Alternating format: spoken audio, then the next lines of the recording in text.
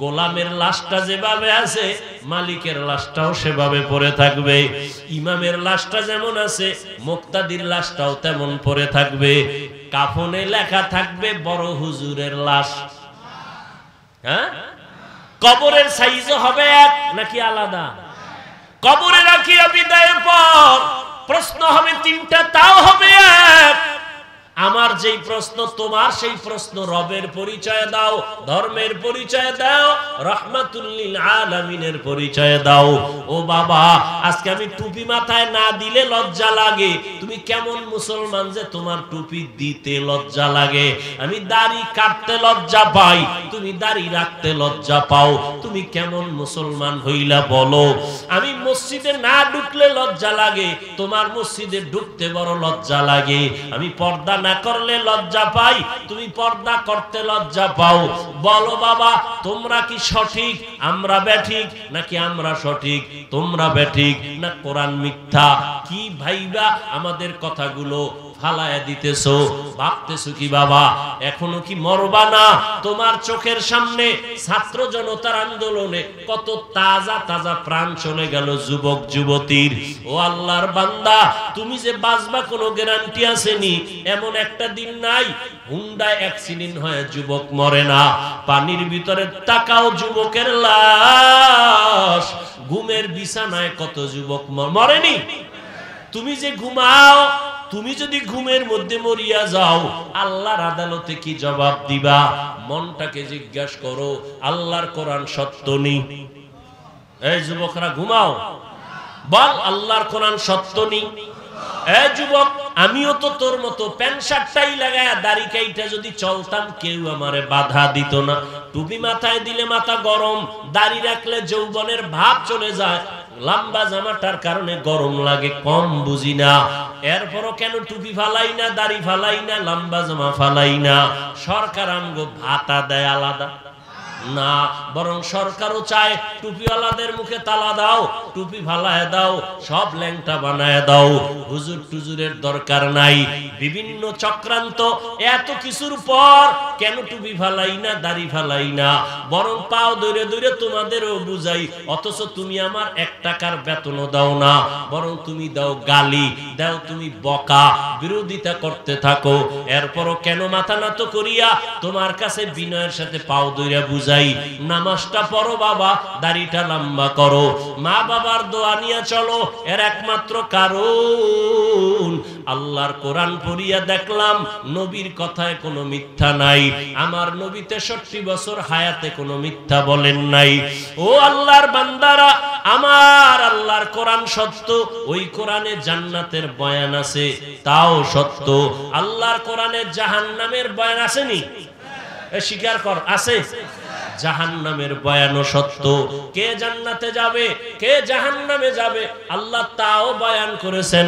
ইন্নাল আবরারা লাফি নাঈম ওয়া ইন্নাল ফুজ্জারা লাফি জাহিম।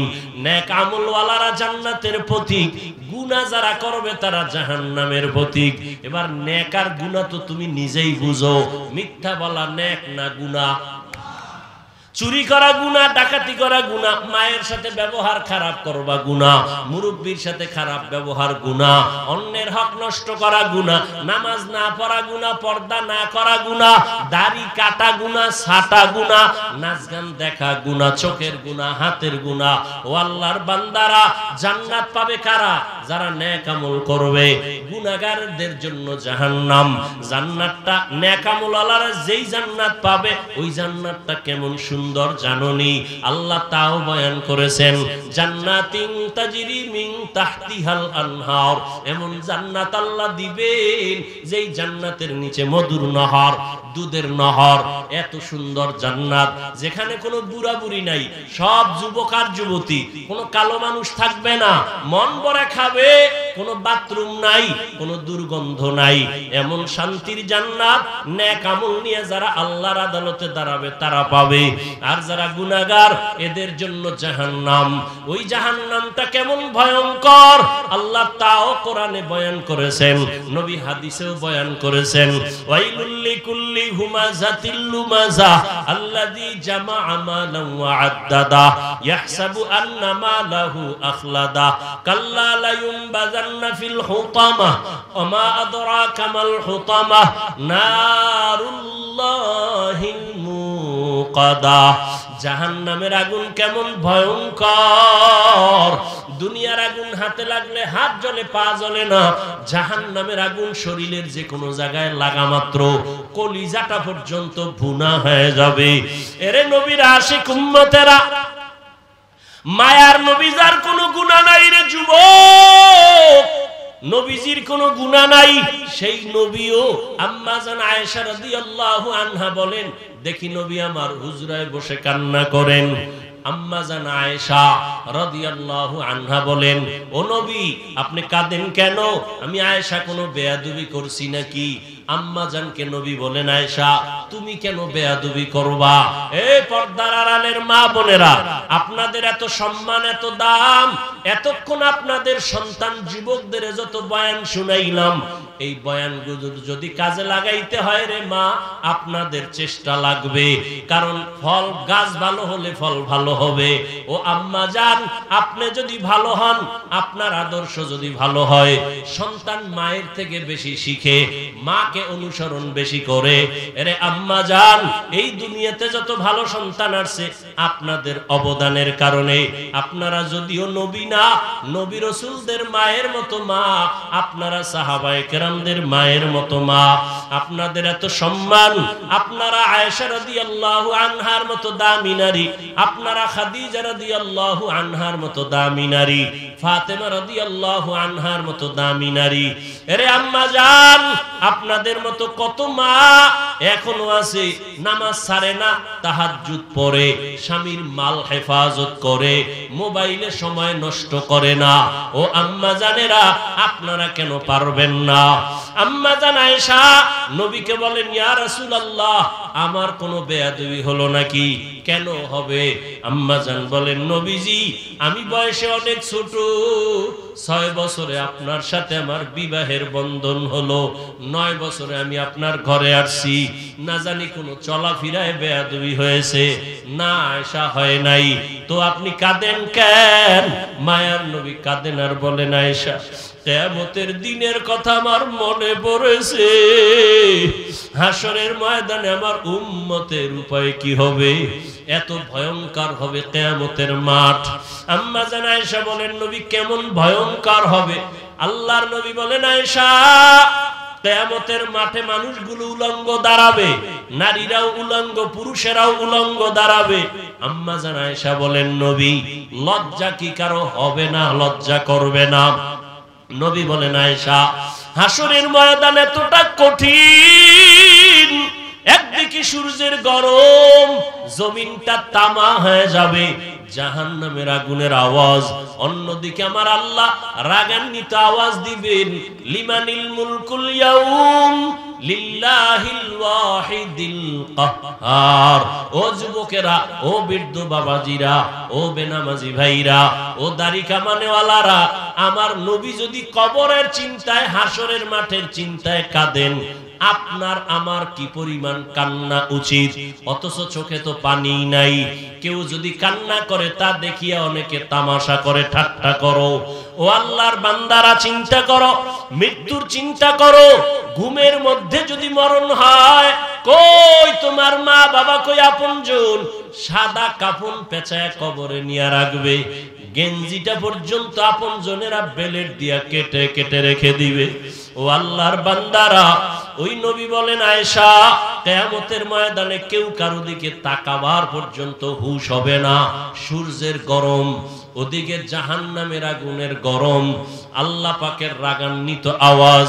ও আয়েশা জানো, যে নবীদের কোনো গুনাহ নাই, সে নবীরা পর্যন্ত কান্নায় বেহুশ হয়ে যাবেন। মুসা নবী কান্না করবেন, ঈসা নবী কান্না করবেন, ইব্রাহিম নবী কাঁদবেন, আদম নবী কাঁদবেন, নূহ নবী কাঁদবেন। উম্মতের কথা একবারও ভাববেন না, বলবেনও না, নিজেদের চিন্তায় তারা কান্না করবেন। উম্মতেরা আদম নবীর কাছে যাবে সুপারিশের জন্য, আদম নবী রাজি হবেন না। মুসা নবীর কাছে যাবে, ফিরায় দিবেন। নূহ নবীর কাছে যাবেন, ফিরায় দিবেন। সর্বশেষ ও আয়েশা, ওই উম্মতগুলো আখিরি নবী আমি মুহাম্মদ রে তালাশ করবে। ঈসা নবী বলবেন বা ধৈর্য নিয়ে আমার কাছে আসবেন। আম্মা জান বলেন, নবী কঠিন সময় হাসরের মাঠে আপনি তখন কোথায় থাকবেন? রহমতের নবী বলেন, ও আয়েশা, আমি আমার মাওলা পাকের দরবারে মাকামে মাহমুদে সিজদায় পড়ে কান্না করব। অন্য নবীরা নিজেদের চিন্তায় কাঁদবেন, আমি একবারও নিজের কথা বলবো না। আমি কান্না করে বারবার বলবো, আল্লাহ আমার উম্মতের বাঁচাও, আমার উম্মতের বাঁচাও, আমার উম্মত জাহান্নামে যেন না যায়। আল্লাহ পাক বলবেন, নবী কাঁদবেন না, মাথা উঠান, আপনি আপনার উম্মত গুলো ধরে ধরে জান্নাতের দিকে নিয়ে যান। আমি খুশিতে আমার উম্মত ধরিয়া জান্নাতের পথের দিকে নিব। আম্মা জান বলেন, ইয়া রাসূলুল্লাহ, কোটি কোটি কোটি কোটি মানুষ, মুসা নবীর উম্মত, ঈসা নবীর উম্মত, আদমের উম্মত, নূহ নবীর উম্মত, এইভাবে সমস্ত নবীদের উম্মতের মাঝে আপনার উম্মত আপনি কেমনে খোঁজ করে বের করবেন? মায়ার নবী বলেন, আয়েশা, দুনিয়াতে আমার উম্মত যারা 5 বেলার নামাজ ওযু বানাইয়া আদায় করত, কিয়ামতের ময়দানে ওযুর জায়গাগুলো নূরের আলোতে চমকাইতে থাকবে। আমি নবী দেখিয়া জান্নাতের দিকে নিব। প্রথমে কাউসারের পানি পান করাবো, লাইনে দাঁড় করাইয়া আমি নবী নিজ হাতে কাউসারের পানি দিব। উম্মত একবার পান করবে আর পিপাসা লাগবে না। হঠাৎ লাইনের মাঝে পর্দা পড়ে যাবে, উম্মত এখনো পেছনে বাকি। ও ফেরেশতারা, এখনো কেন বাকি? উম্মত পর্দা দিলা কেন? ফেরেশতারা বলবেন, এরা আপনার আসল উম্মত না, এরা ভেজাল উম্মত। দুনিয়াতে আপনি চলে যাওয়ার পরে আপনার আদর্শকে জবাই করেছে, নিজেও নামাজ পড়ে নাই, অন্যে নামাজ পড়তো তাও পছন্দ করে নাই, নিজেও দাড়ি রাখে নাই, অন্যে দাড়ি রাখবে তাও পছন্দ করে নাই, নিজেও হালাল খায় নাই, যারা হালাল খাইতো তাদের পছন্দ করে নাই। এমন নিমক হারাম উম্মত আছে না নাই? নিজেও পাগড়ি পরে না, অন্যেরা পাগড়ি পরবে তাও পছন্দ করে না, নিজেও আল্লাহর জিকির করে না, অন্যেরা আল্লাহর জিকির করবে তাও পছন্দ করে না, নিজেও পর্দা করে না, অন্যেরা পর্দা করবে তাও পছন্দ করে না, নিজেও কখনো আল্লাহর কাছে গুনার কথা স্মরণ করে কাঁদে না, কেউ যদি কান্না করে তাও পছন্দ করে না। আল্লাহর নবী বলবেন, আমি তখন রাগ হইয়া উম্মতের তারায় বলবো, সোহকান সোহকা লিমান গায়্যারা মিন বাদি, আমার পরে যারা আমার দিনকে উল্টা পাল্টা প্রবাহিত করেছো, আজ ভেগে যাও, তোমরা আমার উম্মত না। নবী যদি ভাগাইয়া দেয় রে মুমিন, জানি না ওই কাতারে কার কপাল ভরিয়া যায়। যদি নবী বলে তুমি আমার উম্মত না, আল্লাহ পাক রাগান্বিত হইয়া না জানি বলে ফেলেন, ও জাহান্নামের ফেরেশতারা, এই বেনামাজীদের ধর, জাহান্নামের হ্যান্ডকাপ লাগাইয়া জাহান্নামের দিকে নিয়ে যাও। ও নবীর আশিক, তুমি আমি কে? তুমি আমি তো আসলে মানুষই না। যারা মানুষ হইয়া জান্নাতের টিকিটের ঘোষণা হয়ে গেছে, আবু বকর, ওমর, ওসমান, আলী সহ 10 জন সাহাবা, এদের জীবনী পড়ো। আবু বকরের ইখলাসের তো কমতি নাই, এত বেশি তাকওয়া, এত সুন্দর তাদের নামাজ, এত সুন্দর তাদের তেলাওয়াত, এত সুন্দর তাদের জিকির, এত সুন্দর তাদের ইবাদত, মুআমালাত, মুআশারাত। এরপরও তারা সারা জিন্দেগি কান্না করেছেন। আবু বকর রাতের গভীরে নামাজে দাঁড়ায় কাঁদেন। নবী বলেন, আবু বকর কাঁদেন কেন? বলে, আল্লাহর আদালতে আমি কেমনে দাঁড়ায় জবাব দিব? নবী বলেন, আপনি তো জান্নাতের সুসংবাদ প্রাপ্তদের একজন। আবু বকর বলেন, ও নবী, আপনি যে জাহান্নামের বয়ান করেছেন, আল্লাহর আদালতের কথা বলেছেন, আমার মাওলায় যদি আমার জীবনের আমল পছন্দ না করেন, তখন তো আমার জাহান্নাম ছাড়া উপায় হবে না। এই ভয়ে কান্না করি। ওমরে ফারুক কত আমলওয়ালা, ইখলাসওয়ালা, তাকওয়াওয়ালা জান্নাতি সাহাবী, সারা জিন্দেগি কান্না কান্না কান্না। উসমান রাদিয়াল্লাহু আনহু কবরের কিনারা দিয়ে যাইতেন আর কানতেন, এত কান্নার আওয়াজ। ও আল্লাহর বান্দারা, হেদায়েতের মালিক আল্লাহ। আবু জাহাল নবীরে 13টা বছর দেখলো, বয়ান শুনলো, কালেমা কপালে আসলো না। ওমরের মতো বান্দা নবীর কল্লা কাটতে গিয়া কালেমা পড়লো। ও বান্দা, জানি না এই ময়দানে কার কপাল আবু জাহালের মতো, কার কপাল ওমরের মতো।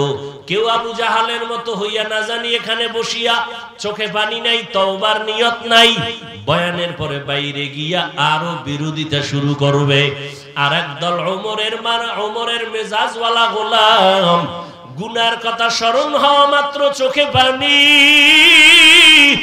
তওবার কাছে গিয়া কয়, মালিক, জীবনে তো কম নামাজ সারি নাই, দাড়ি কম কাটি নাই, শয়তানের ধোকায় কত গুনাহ করেছি, হাতের দ্বারা, চোখের দ্বারা, জবানের দ্বারা, অন্তরের কল্পনার দ্বারা। ও আল্লাহ, আজকে ময়দানে আসছি, গুনাহ নিয়ে ঘরের বিছানায় যাব না। ও আল্লাহ, জাহান্নামের আগুন সইতে পারবো না, দুনিয়াতে সূর্যের গরম সহ্য করতে পারি না, একটা মশার কামড় সইতে পারি না, মশারি টানাইয়া ঘুমাই। গুনাহগার হইয়া যদি কবরে যাই, একটা বেতের বাড়ি সইতে পারি না, আর ওই গুনাহগারের কবরে জাহান্নামের আগুনের গরম, পোকামাকড়ের কামড়, দুই পার্শ্বের মাটির চাপ কেমনে সহ্য করব।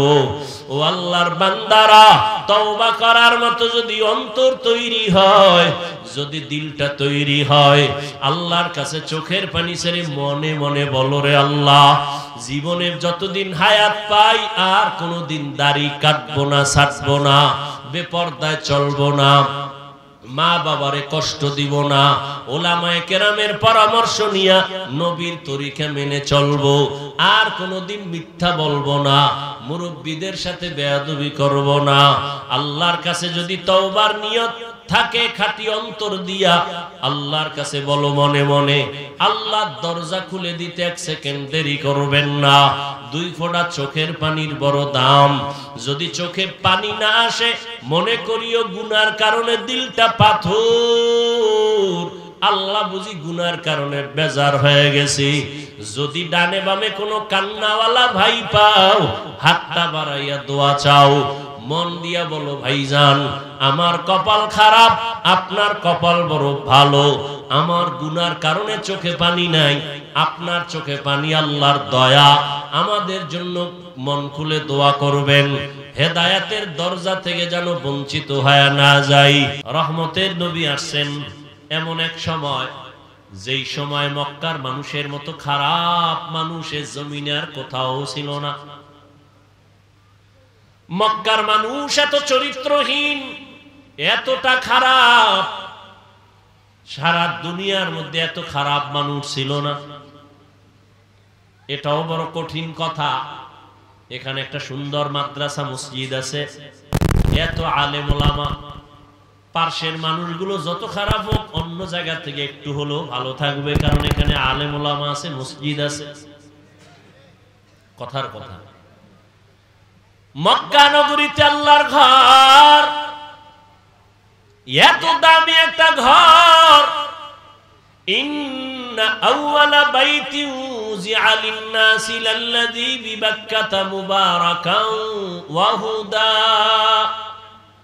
মুবারাকান ওয়া হুদাল লিল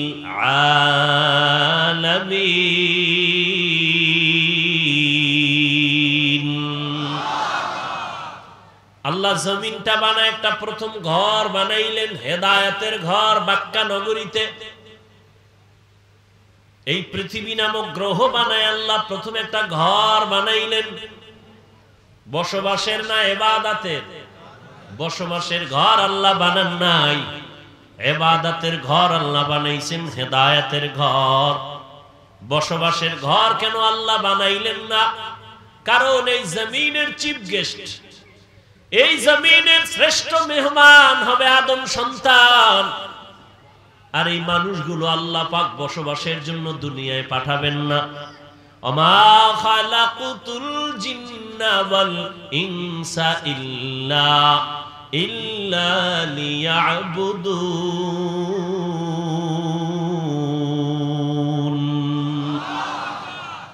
আল্লাহ মানুষ পাঠাবেন ইবাদতের জন্য। কি জন্য? ইবাদতের জন্য আল্লাহ মানুষ বানাবেন। নূরের সৃষ্টি ফেরেশতারায় জমিনের শ্রেষ্ঠ মেহমান না। আগুনের সৃষ্টি জিনেরাও এ জমিনের শ্রেষ্ঠ মেহমান না। এ জমিনের শ্রেষ্ঠ মেহমান চিফ গেস্ট হলো মাটির সৃষ্টি মানুষ। ঘোষণা কার? ওয়ালাকাদ কাররামনা বানি আদম ওয়া হামালনাহুম ফিল বাররি ওয়াল বাহরি ওয়া রাযাকনাহুম মিনাত তাইয়্যিবাত ওয়া ফাদ্দালনাহুম আলা কাসীরিন মিম্মান খালাকনা তাফদীলা। বনি আদম শ্রেষ্ঠ, নূরের সৃষ্টি ফেরেশতারাও শ্রেষ্ঠ না, আগুনের সৃষ্টি জিনেরাও শ্রেষ্ঠ না। একমাত্র মানুষ মাটির সৃষ্টি হলো আল্লাহর আদালতে শ্রেষ্ঠ। ঘোষণাটা কার? স্থায়ী না অস্থায়ী? বলেন বলেন। আল্লাহর এই স্থায়ী সিদ্ধান্ত মানে না কে? ছেড়ে দেব, ঠাস করে ছেড়ে দেব। আফসোস করলো আর খুঁজে পাবেন না। নূরের সৃষ্টি ফেরেশতারা শ্রেষ্ঠ, জবাব দেন। আগুনের সৃষ্টি জিনেরা শ্রেষ্ঠ, কারা? ঘোষণা কার? আল্লাহর এই সিদ্ধান্ত স্থায়ী না অস্থায়ী? বলেন। এই সিদ্ধান্তটাকে মানুষ সৃষ্টি, এই সিদ্ধান্তটাকে মানে নাই কে? কে মানে নাই? ইবলিস মানে নাই। অতএব বর্তমান দুনিয়াতে যারা মাটির সৃষ্টি মানুষকে শ্রেষ্ঠ মানতে চায় না, নূরের সৃষ্টিকে শ্রেষ্ঠ বলতে চায়, তারাও ইবলিসের মহব্বতের অন্তর্ভুক্ত। ভাইরা আমার, ভালো করে বুঝেন, এ জমিনের মেহমান জিন না ফেরেশতা না, কারা? জোরে বলেন। বুঝেন, ভালো করে বুঝেন। প্রধান মেহমান যখন আসবেন, এই মেহমানের জন্য এই প্যান্ডেল, এই মাইক ঠিক নেই। ভাই সত্য কথাটা মানেন আর না মানেন, স্বীকার করেন না, ঠিক নেই। আবার মাইকটা নাইছে না, মাইক আবার টেস্ট করার জন্য আরো কিছু লোক কথা বলছে না বলে নাই? বলছে প্রধান মেহমান আসবেন, এই স্টেজটা কেমন, চেয়ারে বও, প্যান্ডেল তৈরি করো, বাতি লাগাও, মানুষ জমিনে আসবে শ্রেষ্ঠ মেহমান, জমিনটা বানাইলাম, ঘর বানাইলাম, এইবার জিনেরা যা একটু জমিনটারে টেস্ট কর, আমার প্রধান মেহমান যারা আসবেন তাদের জন্য আগাম কিছু একটু টেস্ট করে দেখো জমিনটা কেমন। এরপরে ফেরেশতারা, এরপরে আল্লাহ পাক ফেরেশতাদের পাঠাইলেন, তাদেরকেও সরাইয়া জমিনটারে মোটামুটি লাইনে আনার পর আল্লাহ পাক সেটিং দিয়া এরপরে মানুষ আল্লাহ জমিনের মধ্যে পাঠাইছেন। কিন্তু মানুষ যে ইবাদতের জন্য আসবে, বসবাসের জন্য আসবে না, ঘুমানোর জন্য না, আল্লাহ ইশারা দিয়া ইবাদতের ঘরটা জমিন শুরু করে আগে ঘরটা বানাইছেন বাইতুল্লাহ। ওই ঘর বানায়া বলে দিলেন দুনিয়াতে মানুষ আসবে ইবাদতের জন্য, বসবাসের জন্য না। তাহলে মানুষ বসবাস করবে কই? আল্লাহ কয় হাবিব উম্মতের জানায় দেন, দুনিয়াতে মানুষ করবে ইবাদত, আর বসবাসের জন্য আমি আল্লাহ বানায় রাখছি শান্তির ঠিকানা জান্নাত। আতিনা ফি দারে দুনিয়া না হাসান, আতিনা ফি দারে উকবা না হাসান, ইয়া গিয়াসাল মুস্তাগীসিন দিনা লফতিখারা বিল উলুমে ওয়াল গিনা। হর গোড়ি দে নেকো তু তৈয়ার হ্যায়, जो न मांगे उससे तू बेजार है। বাদশাহ হারুন রশিদের নাম শুনছেন নি? বাদশাহ হারুন রশিদ উজিরে আজমরে নিয়ে কোথাও যাইতেছে, হঠাৎ রাস্তার পাশে দেখে এক বুড়া মানুষ গাছ লাগায়, ফলের গাছ। কি গাছ? ফলের গাছের চারা লাগায়। বাদশাহ হারুন রশিদ দাঁড়াইছে, দাঁড়ায়, এই বুড়া তুমি কি করো? আমি গাছ লাগাই। কি হবে? ফল হবে। তুমি খাইতে পারবা? কেনা কেমনে? আমার বয়স তো শেষ। তো তুমি রোদ্রে পড়ে কষ্ট করে গাছ লাগাও কেন? এটাই তো নিয়ম।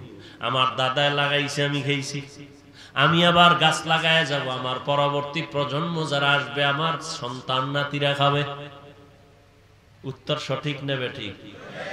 খুশি হইয়া বাদশাহ হারুন রশিদ 1000 টাকা কয় পুরস্কার দিলাম রে বুড়া। বুড়ায় ডাক দিয়ে কয়, দুনিয়ার মানুষ গাছ লাগায়, লাগানোর 1 বছর পরে ফল পায়, আর আমি লাগানো মাত্রই ফল হাতে পাইলাম। কয় হাজার? বুড়ার কথাটায় খুশি না বেজার? বাদশাহ হারুন রশিদ আরো 1000 টাকা দিছে। কয় হাজার হইল? বুড়া আর একটা চিৎকার দিয়া কয়, দুনিয়ার মানুষ গাছ লাগায় ফল পায় বছরে 1 বার, আমি নগদ পাইলাম 2 বার। বুড়ায় যেই তাল শুরু করছে, উজিরে কয়, বাদশাহ তোমার ফকির বানাইবো, বাগো এখান থেকে তাড়াতাড়ি চলো। এরে নবীর আশিক, আজকে কথা বলতেছি চিল্লাইয়া। এই পরিবেশটা তৈরির পেছনে তুমি যতই চালাকি করো না কেন, এর পেছনে একমাত্র অবদান উলামায়ে কেরামের। এই ময়দানে বয়ান করার পেছনে ইতিহাস, কত ঝড়, কত তুফান, কত সিডর, কত আঘাত, কত প্রতিঘাত, কত গালি, কত কষ্ট পোহাইছেন পীরজি হুজুর রহমাতুল্লাহ আলাইহি। এরপরে এই ফল আমরা পাইলাম, ঠিক নি? ইতিহাস পড়েন, কত কষ্ট। এই জমিনের মধ্যে আল্লাহর নাম নিবেন, কোরআনের তেলাওয়াত করবেন, কত বাজে কথা, কত আওয়াজ, মাদ্রাসা হতে দিবে না, মসজিদ হতে দিবে না, কত বাধার উপরে, এত পেরেশানি, এত কষ্ট করে জীবনটা দিয়ে গেছেন। কষ্টের পরেই মিষ্টি, আমরা তার মোহাব্বতের এই ফল আমরা ভক্ষণ করতেছি। ও দয়ার মালিক, এই দ্বীনের পরিবেশ যে পাইলাম, এর সব সওয়াব নবীজির মোহাব্বতে পীরজি হুজুর রহমাতুল্লাহ আলাইহি সহ সমস্ত আকাবিরিনদের কবরে পৌঁছাইয়া জান্নাতে মাকাম উঁচু বানায় দেয়। ভাইরা আমার, আরে ভাই একজনেরটা খাইতেছি, দোয়া করতে সমস্যা? উলামায়ে কেরামের অবদান ভুলে যদি কেউ যায় সে গাদ্দার। এরে যুবক, মহামারী করোনায় দেখো নাই, স্কুল বন্ধ, কলেজ বন্ধ, চাকরি বন্ধ, ব্যবসা বন্ধ, ফ্যাক্টরি বন্ধ, ট্রেন বন্ধ, গাড়ি বন্ধ, দোকান বন্ধ, সব বন্ধ। আল্লাহর শুকর আদায় করিস রে যুবক। এই জমিনে তাকায় দেখছনি, করোনায় একটা কোরআনের মাদ্রাসাও বন্ধ হয় নাই। 2টা শিক্ষিত কুলাঙ্গার সন্তান বাবায় করোনায় মারা গেছে। এলাকার গরিবের দইরা কয়, টাকা দিলাম, লাশটা রাস্তায় ফেলে দে। লাশটা টাইনা রাস্তায় ফেলে দিছে। কুলাঙ্গারেরা দরজা লাগায় ঘুমাইছে, জানালা দিয়া দেখলো না বাবার লাশটা কুত্তায় খাইলো না জানাজা হলো। এই ইতিহাস ভুলে যায় না রে যুবক বাবারা, ভালো করে মনে রাখবা। এই করোনায় শত শত শত করোনার লাশ আমার দেশের টুপিওয়ালারা, আলেমরা কাঁধের মধ্যে নিলেন, জানাজা পড়ালেন, গোসল করাইলেন, কাফন করাইলেন, দাফন করাইছেন। শত শত লাশ, একজন হুজুরেও করোনায় মরে না। উলামায়ে কেরামের অবদান। দুর্নীতি আর দুর্নীতি আর দুর্নীতিতে ভরা দেশ, গোটা দুনিয়া। 1 বার আর 2 বার না, কতবার চ্যাম্পিয়ন হয়েছে দুর্নীতিতে। আবার জিনার লাইনে গিয়া সেঞ্চুরি করেছে। বাবা তার আপন মাইয়াটাকে হোটেলে ঢুকায় কয়, আজকের রাতের জন্য তুই আমার স্ত্রীর সমান। জোরে কও বেটা, নাউজুবিল্লাহ। আসবে কি করে? ঘরে ঘরে গুনাহ, লজ্জা শরম শেষ হয়ে গেছে। মোবাইলের মাধ্যমে এই পরিমাণ গুনাহ হচ্ছে, গুনার প্র্যাকটিস হচ্ছে। বাবা দেখে সন্তান গুনাহ করে, দেখেও কিছু বলে না। এই বাংলাদেশের ইতিহাস। ওলামায়ে কেরামরে কি পরিমাণ তোমরা গালি দাও সব আমরা জানি, কি পরিমাণ আমাদের বিরুদ্ধে লেখালেখি করো তাও জানি। এরপরও কোন আলেম একটা গালি দেয় না। তুমি আমাকে সালাম দেওয়ার কথা, কিন্তু না, আমরা মদিনার আদর্শ নিয়ে তোমাকে আগে সালাম দেই। তোমার মনটা বড় বেজার, আমরা ওদিকে না তাকাইয়া হাসি মুখে সালাম দেই। জিজ্ঞাসা করি কেমন আছো রে বাবা। যেইরা আবার পুলিশ বিডিআর মাদকের না বলুন, এইভাবে কত কিছুই স্লোগান। কিন্তু ওলামায়ে কেরাম বেতের বাড়ি নাই, গালি নাই, দিন নাই রাত নাই, কষ্ট করে খানা নাই, তারপরও পায়ে দইরা দইরা দইরা দইরা বিনয়ের সাথে বয়ান করে। তাবলীগওয়ালারাও বয়ান করে, পীর সাহেবরাও বয়ান করেন, মসজিদের খতিবরা, আমরা ওলামায়ে কেরাম পায়ে ধরে ধরে ধরে ধরে বিনয়ের সাথে কথা বলি। রে বাবা কি বলি বয়ান করিয়া? সবাই হুজুর হও, টুপি লাগাও, দাড়ি লাগাও, তসবিহ হাতে নাও, এটা বলি। হ্যাঁ, বারবার সবাই একটাই বলি, বাবা তুমি কওমিতে পড়ো, আলিয়ায় পড়ো, স্কুলে পড়ো, কলেজে পড়ো, চাকরি করো, ব্যবসা করো, তুমি যাই করো বাধা নাই।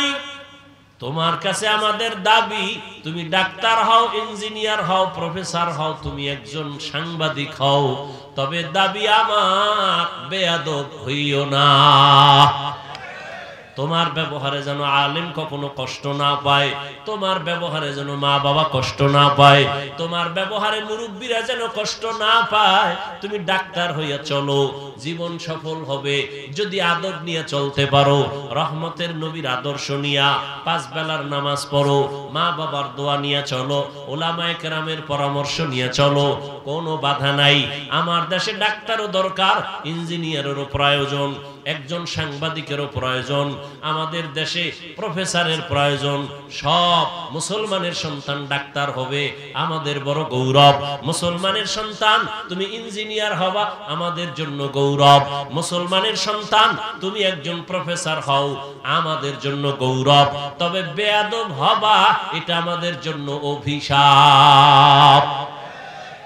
এটা গৌরব না রে বাবা, সাবধান।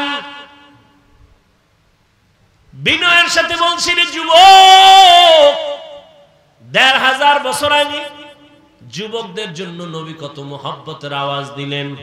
নবী কয় যুবকেরা আমি মুহাম্মদের উপকার করেছে, বুড়ারা বিরোধিতা করেছে। এই মাঠের বুড়ারা, আবু জাহিল্লা নবীর দুশমন বুড়া, আবু লাহাব নবীর দুশমন বুড়া, আর যুবক নবীর বন্ধু 7 থেকে 11 বছরের বয়সের পয়গম্বরের কলিজার ভাই, চাচাতো ভাই হযরত আলী 11 বছরের সীমানায় যায় রাসূলের হাতে হাত লাগায় দিলেন। কে? এতদিন ছিল চাচাতো ভাই, এখন হলো সাহাবী, কিছুদিন পরে হবেন জামাতা। রহমতের নবী দোয়া করছেন, আনা দারুল হিকমাহ ওয়া আলীউন বাবুহা, আমি মুহাম্মদ হলাম ইলম ও হিকমতের ঘর, আর এই ইলম ও হিকমতের ঘরের দরওয়াজা আমার আলী। আল্লাহ পাক আলী কেমন জ্ঞান দান করেছেন। হযরত আলী বলেন, আমাকে যে জ্ঞান শিখায় তার মূল্য কত জানুনি? মান আল্লামানি হরফান ইনশাআ বাআ ওয়া ইনশাআ আতাকা। হযরত আলী বলেন, একটা অক্ষর আমাকে যিনি শিখায় দিল তার দাম আর মূল্য এত বেশি। চাইলে আমাকে গোলাম বানায় রাখতে পারে, চাইলে আমাকে বিক্রিও করে দিতে পারে। এই যুবক, মাদ্রাসায় পড়ো, স্কুলে পড়ো, ভালো করে শুনে নাও, একটা অক্ষর যিনি শিখান তার এত মূল্য। ও আল্লাহর বান্দারা, মা বাবায় আমি হাফিজুর রহমানকে দোয়া দিছে, কিন্তু হাতে কলমে আমাকে লেখাপড়া শিখাইতে পারেন নাই, এই চেয়ারে বসাইতে পারেন নাই, কথা বলা শিখান নাই। আমার ওস্তাদ, আমার শিক্ষক আমার পেছনে রাত দিন কষ্ট করে আমাকে লেখাপড়া শিখাইছেন, কথা বলা শিখাইছেন, দস্তখত শিখাইছেন। ওই শিক্ষকের মূল্য এত বেশি, যারা বেয়াদবি করছো, যারা করবি, লিখে রাখ, মরার আগে তোর বিছানায় পতন শুরু হয়ে যাবে। এখন তো বেয়াদবির খেলা চলতেছে। হ্যাঁ, ক্লাস 5-এ পড়ে, 6-এ পড়ে, বড় বড় আলেমদের বিরুদ্ধে লেখালেখি করে ফেসবুকে, ঠিক নেই? আমি বলি এরা বেয়াদব। বলো এরা কি? এরা বেয়াদব। লিকুল্লি শাইইন জিনাতুন ফিল ওয়ারা ওয়া জিনাতুল মারই তামামিল আদাবি। আজ খোদা খা হিমে তৌফিকে আদব, বেআদব মাহরুমে গাশ আজ ফজলে রব। ইমাম সাহেব নামাজ পড়ায়, ভুল হইতে পারে না? পারে না? লোকমা দিবে, হেনের বন্যা দোকানে চা খায়, পাশের দোকানে, হে লোকমা দিবে যে হুজুর আপনি কই, আমি চায়ের দোকানে, ঠিক আছে নি? করেন, জায়েজ আছে? নামাজের ভেতরের লোক লোকমা দিবে, কথা ঠিক। বাইরের লোক লোকমা দেওয়া জায়েজ নাই, দিলেও ইমাম সাহেবের নেওয়া জায়েজ নাই, কথা ঠিক। তাহলে লোকমা দিবে কে? নামাজের মধ্যে যারা, তারা, তাই তো? নামাজের মধ্যে কি সবাই দিবে? না, ইমামের পেছনে যদি আলেম থাকেন তার অধিকার, তিনি দিবেন, কথা ঠিক না? এই জন্য ইমামের পেছনে শিক্ষিত আলেম যে দাঁড়ানো উচিত, এটাই নিয়ম, সে লোকমা দিবেন, কথা ঠিক না? ইমামের লোকমা যে কেউ দিলে হবে? হবে না। ঠিক এখানেও উলামায়ে কেরামের ভুলের ঊর্ধ্বে কেউ না। ভুল করলে রিকশা ড্রাইভার, আউল ফাউল মানুষ, কোনো বাচ্চা ভুল ধরার কোনো অধিকার নাই। হ্যাঁ, ভুল ধরবেন সংশোধনের নিয়তে, তার সমপর্যায়ের উলামায়ে কেরাম মুরব্বীরা। কিন্তু কেউ যদি এর নিচে যায়, তাহলে এটা ভুল ধরা না, এটা গাদ্দারি, বেয়াদবি। আল্লাহ হেদায়েত দান করুন। ভাইরা আমার, রহমতের নবী বলেন আদব, এটা মায়ের গর্ভ থেকে কেউ আদব শিখে আসে না, শিখতে হয়। নবীও বলেন মান আল্লামানি, কি না, মান আদাবানি রব্বি ফাআহসানা তাদিবি, রব আমাকে আদব শিক্ষা দিবেন। আল্লামানি রব্বি ফাআহসানা তালিমি, আল্লাহ আমাকে ইলম শিক্ষা দান করেছেন। আল্লাহর দেওয়া শিক্ষা, ইলম আর আদব কতই না সুন্দর। আল্লাহর দেওয়া শিক্ষা, দেওয়া আদব, এর নবী না শেখ, নবীজি আবার সাহাবায়ে কেরামদেরকে আদব শিখাইছেন। আদবের আরেক নাম হলো সুন্নত। বলেন আরেক নাম কি? সুন্নত। পানিটা কেমনে ধরবেন, কেমনে পান করবেন, এটা যেমন একদিকে নাম আদব, আর এক নাম হলো সুন্নত। কেমনে চেয়ারে বসবেন, মুরব্বির সামনে কেমনে কথা বলবেন, হাতগুলো কেমনে আপনি নাড়াচাড়া করবেন, এগুলোর মধ্যে আদব আছে না নাই? আছে। খানা খাইতে কেমনে বসবেন, এটা যেমন আদব, আদবের নাম সুন্নত। ওরে নবীর উম্মতের দল, ১৫০০ বছর আগে নবী বিদায় বেলা দুইটা জিনিস রেখে চ্যালেঞ্জ দিয়ে গেলেন, ও উম্মতেরা আমি বিদায় হয়ে যাই, দুইটা জিনিস রেখে গেলাম, ধৈর্য যদি রাখো ঈমানও যাবে না, সম্মানও যাবে না। এক নম্বরে আল্লাহর কোরআন, দুই নম্বরে নবীজির সুন্নত। ১৫০০ বছর পর আমাদের কাছে আলহামদুলিল্লাহ নবীর সুন্নত আর কোরআন আছে যতটুকু, সম্মান আর ঈমান আছে ততটুকু। চারদিকে দুশমনে ভরা, মাদ্রাসা বন্ধ করে দাও, ওয়াজ মাহফিল বন্ধ করে দাও, কত কিছু। কি এখানে ওয়াজ হবে না, কে কয়? গাঞ্জাখোর, আমার অনুমতি লাগবে, কে কয়? মদখোর, সুদখোর, সুদখোরের অনুমতি লাগবে কোরআনের মাহফিলের জন্য। আছে না নাই? কোরআন হাদিস পড়লাম আমরা ডাউলের পানি খাইয়া, সুদখোর থেকে অনুমতি নিতে হবে। সুদখোর বলে হুজুর বয়ান এমনে করেন, কেমনে করব? কোরআন হাদিসের ভেতরের তা করেন, ভেতরের আর বাইরের তুমি কি বুঝো? এরকম আছে না নাই? এগুলো কেন? এই দোষ কাকে দিবেন? কাকে দিবেন? শিয়ালের হাতে মুরগি রেখে যদি বলেন 2 দিন আমানত, শিয়াল পণ্ডিত 2 দিন পরে যেন আস্থা পায়, আস্তাও বুঝি না, মরাও বুঝি না, তাজাও বুঝি না, জিম্মেদারি আমার হাতে নাই, দিছো কি করা?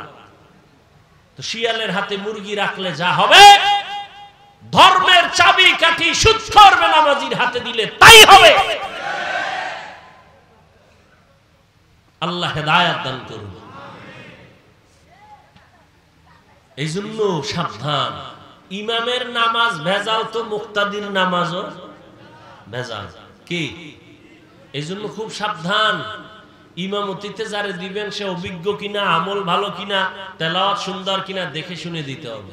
শুধু মসজিদেরটা না, আপনার জীবনের যাকে আপনি আসল মানাবেন, যাকে আপনি আদর্শ মানাবেন, ভেবে চিন্তে এরপরে নির্ধারণ করতে হবে। লাকাদ কানা লাকুম ফি রাসূলিল্লাহি উসওয়াতুন হাসানাহ।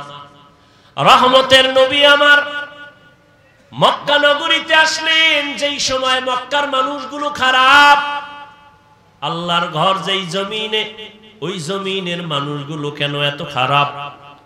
যেই ঘরটা দেখলে সওয়াব, যেই ঘরের এরিয়ায় 1 রাকাত নামাজ 1 লক্ষ রাকাত নামাজের সওয়াব, এত দামি ঘরের পার্শ্বের মানুষগুলো এত খারাপ কেন? বলেছিলাম এখানে মাদ্রাসা মসজিদ, আশেপাশের মানুষগুলো অন্য মানুষের তুলনায় কম খারাপ থাকবে। ঠিক বাইতুল্লাহ এমন একটা দামি ঘর, যেই ঘরের মানুষগুলো অন্য তুলনায় একটু কম খারাপ, কিন্তু এত বেশি খারাপ কেন? এর বিস্তারিত আলোচনার সংক্ষেপ জবাব, এই মানুষগুলো বেশি খারাপ হওয়ার পেছনে কারণ এদের কোনো মুরব্বি নাই। কি নাই? ঈসা নবী চলে গেলেন, আমার নবী আসবেন, মাঝখানে কোনো নবী নাই, কোনো রসুল নাই, কোনো মুরব্বি নাই। মানুষের মধ্যে 2-1 জন যারা আছে স্বার্থের লোভে পড়ে হালালটাকে হারাম, হারামটাকে হারাম বানায় চলে। মানুষগুলো একেবারে বেপরোয়া হয়ে গেল, স্বাধীন হয়ে গেল। এখন আর আল্লাহর ভয় অন্তরে নাই। যখন রহমতের নবী আদর্শ নিয়ে মক্কার জমিনে আবির্ভূত হয়েছেন, মুরব্বি চলে আসছেন, আসা মাত্রই জমিনের মধ্যে পরিবর্তন শুরু হয়ে গেল। মায়ার নবী সুন্দর উপহার দিলেন আদর্শ, গ্রহণ যারা করেছে এরা মক্কার খারাপ থেকে আলাদা ভালো হয়ে গেল। এত ভালো আল্লাহ পাক জিবরাইল আমিনকে বলেন, যাও একটা লিস্টি দিয়া দিলাম, লিস্টির মধ্যে যাদের নাম আছে নবী ঘোষণা দিয়া দিতে বলো। নবী ঘোষণা দিবে, এরা বিনা হিসাবে জান্নাতি। নবী একটা মিথ্যা কথা বলেন নাই, এই মানুষগুলো খারাপ। নবী এত আদর্শ দিছেন, মানুষগুলো নবীরে গালি দেয়, নবী জবাব দেন না। মানুষগুলো মিথ্যা অপবাদ দেয়, নবী মিথ্যা কথা বলেন না, মিথ্যার সারও দেন না। রহমতের নবী মানুষ যত ঠেলে ধাক্কায় সরায়া দেয়, নবী তার কাছে ততবার যায়। মানুষ মন বেজার করে নবীর সাথে কথা বলে, নবী হাসি মুখে কথা বলেন। নবীরে আদর্শ দিয়া মক্কার মানুষগুলো এত খারাপ ছিল, এখন এত দামি হয়ে গেল। আল্লাহ ঘোষণা দিলেন, এরা বিনা হিসাবে জান্নাতি। ইমামুল আউয়ালিন আল আখিরিন বাহরে সাদকা রাহমাতাল লিল আলামিন। খারাপ লাগে আপনাদের? আর 2-4 মিনিট আমি শেষ করে দিচ্ছি। ভাইরা আমার, রহমতের নবীর আদর্শ আজ আমরা লালন করার কারণে এই ময়দান আজ ফুটন্ত গোলাপ। এরে আল্লাহর বান্দা, নবীর আদর্শ মানার কারণে আজ আমাদের সম্মান ইজ্জত। নবীর আদর্শের কারণে দুনিয়াতেও সম্মান, পরকালেও সম্মান। ও যুবক বাবারা, এই দুনিয়াতে কত আদর্শ দেখলাম। আব্রাহাম লিঙ্কনের আদর্শ ব্যর্থ হয়ে গেল, মাও সেতুনের আদর্শ ব্যর্থ হয়ে গেল, লেনিনের আদর্শ ব্যর্থ, কার্ল মার্ক্সের আদর্শ ব্যর্থ। এক কথায় সব দুনিয়ার বানানো আদর্শ নাপাক, মদিনাওয়ালা নবীর আদর্শটাই হলো পাক। ও যুবক বাবারা, বলো তো, নবীজির আদর্শ দুনিয়ায় যে রেখে গেলেন, এগুলো কি হিন্দুরা মানবে? বৌদ্ধরা মানবে? ইহুদিরা মানবে? কারা মানবে? কোন দেশের মুসলমান? সারা দুনিয়ার মুসলমান আপনাদের না কি সারা দুনিয়ার মুসলমান, কিন্তু কই আজকে আমি তোমাকে টুপির জন্য কত মায়া লাগায়া বয়ান করি, এরপরও তুমি টুপি মাথায় দিতে চাও না। কত মিষ্টি আওয়াজ পায়ে ধরে ধরে বিনয়ের সাথে দাড়ির বয়ান করি, আলেমদের বয়ানে তুমি দাড়ি রাখতে চাও না, তুমি পর্দা করতে চাও না। কেন কেন বাবা? তোমার ইসলাম কি আলাদা? তোমার আল্লাহ কি আলাদা? নাকি আল্লাহ এক? এই সবাই সবাই বলো, তোমার আমার আল্লাহ, তোমার আমার নবী, তোমার আমার কোরআন, তোমার আমার ধর্ম, তোমার আমার কালেমা, তোমার আমার কাবা, সব এক। দুনিয়াতে আসছি তাও এক। বিদায় বেলা কাফন হবে তিনটা, কালার হবে আলাদা। আমাদের হুজুরদের কালার এক রকম, তোমাদের কাফনের কালার আর এক রকম, সবার কালার এক। আজকে আমি বক্তা, তুমি শ্রোতা, তুমি ডাক্তার, আমি রোগী, আমি ইমাম, তুমি মুক্তাদি। আজকে আমার চেয়ার আলাদা, তোমার বসার চেয়ার আলাদা, কিন্তু কাফনের ভিতরে যেদিন ঢুকবো ওই দিন টের পাবে কে আলাদা, কে উপরে কে নিচে, কোনো কিছুই নাই। হেদায়েতের দরজা থেকে যেন বঞ্চিত হয়ে না যাই। তওবা করার মতো যদি অন্তর দিয়া তওবার নিয়ত করে থাকেন, ও বাবাজি, ও মা বোনেরা, ও যুবক বাবারা, তওবার নিয়ত যদি থাকে, হায়াতের মালিক আল্লাহ, রিজিকের মালিক আল্লাহ, সম্মানের মালিক আল্লাহ। তওবার নিয়ত যাদের আছে, খাঁটি তওবার নিয়তে দুটো হাত আল্লাহকে দেখায় দেই। আয় আল্লাহ, হাতগুলো কবুল করে নেন, তওবা কবুল করে নেন। আয় আল্লাহ, আমাদের দিল থেকে গুনার আকর্ষণ কমাইয়া নেক আমলের আগ্রহ বাড়ায় দেন। আমরা খাঁটি নিয়তে হাত তুলেছি, আর গুনাহ করব না, দাড়ি কাটবো না, বেপরদায় চলবো না, মা বাবাকে আর কষ্ট দিব না, ওলামায়ে কেরামের পরামর্শ নিয়া নবীজির তরিকা মেনে চলবো, নামাজ পড়বো, কারো হক নষ্ট করব না। ও আল্লাহ, আমাদের তওবা কবুল করে নেন। তওবার উপরে মজবুত হইয়া মৃত্যু পর্যন্ত চলার তৌফিক দান করেন, আমিন। আলহামদুলিল্লাহি রাব্বিল আলামিন, ওয়াসসালাতু ওয়াসসালামু আলা সাইয়্যিদিল আমবিয়াই ওয়াল মুরসালিন ওয়া আলা আলিহি ওয়া আসহাবিহি আজমাইন ইয়া আরহামার রাহিমিন, ইয়া আরহামার রাহিমিন, ইয়া আরহামার রাহিমিন। রব্বির হামহুমা কামা রব্বায়ানি সগীরা। আল্লাহুম্মা ইন্নাকা আফুউন কারীম তুহিব্বুল আফওয়া ফা'ফু আন্না। আল্লাহুম্মা ইন্না নাসআলুকা রিযাকা ওয়াল জান্নাহ ওয়া নাউযু বিকা